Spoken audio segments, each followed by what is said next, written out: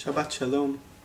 Here we are after Yom Ha'atzmaut, after Yom HaZikaron, after Memorial Day, in the midst of the month of Iyar that for some reason has within it all the holidays, the Zionistic holidays, the day of Jerusalem and of the state of Israel.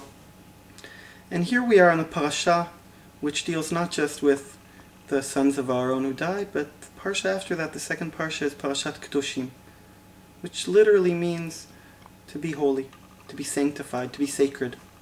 So what does it mean to be holy? You know, in today's world, when I think of what it means to be holy, I think to be holy means to be separate.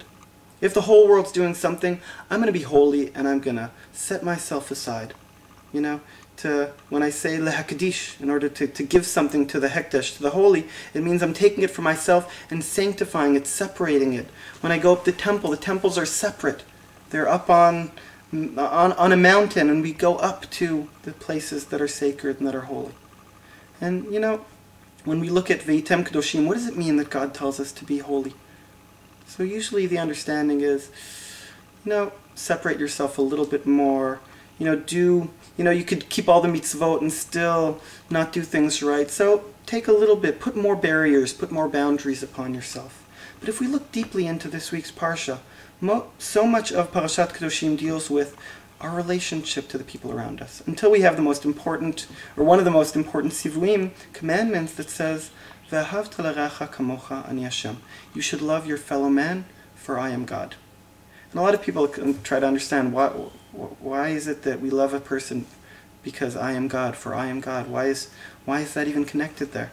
So there's a teaching of the Rishner Rebbe, and he tells a story about a kingdom somewhere where two very, very good friends who loved each other very much, and they were separated for a long time.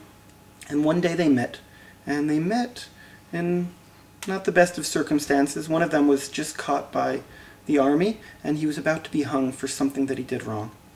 And the friend who met his friend who he loves so much, he hasn't seen him in years, he comes to the soldiers and says, let him go. He didn't do it. I did it.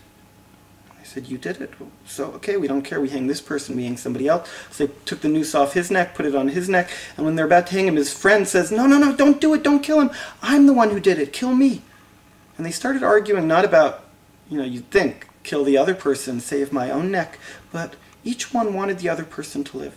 And they've never seen anything like that. They brought in judges, and the judges didn't know what to do. Finally, they stood in front of the king himself of that country. And the king said, what's going on? I see that something strange is happening here. Explain this to me. And the first person says, Your Majesty, I want you to know, I didn't do what they say that I did, and neither did my friend, but I love him so much and so dearly that it's clear to me that if anybody did it, it's me, and I'd rather die and give my own life than see my friend die. And the other friend said, no, I would rather die. He didn't do it, and it's clear to me that he didn't do it. Take my life. And the king said, I've never seen any friendship quite like this before. I'm going to let you go on one condition. Can I also be your friend? Can I be part of this beautiful friendship? And the Rishner finished this story and said, this is why it says, love your fellow man, I am God. Because when you love somebody dearly, God says, I want to dwell within this relationship. I want to be part of this too. Because we find God not in our separations from people, but in our connections to people. Remember a Yom Kippur when I was davening and saying to myself, Yom Kippur, we dress in white, we're like angels. I'm going to be separate, I'm not going to speak to anybody for 24 hours.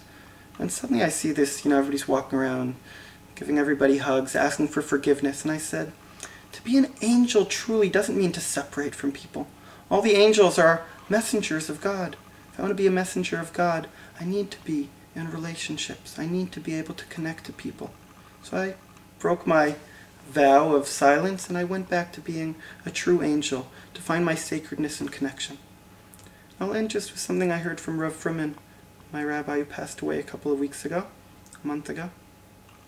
And he used to always say that we find God in the connection between people. When a man and woman love each other, God exists right there.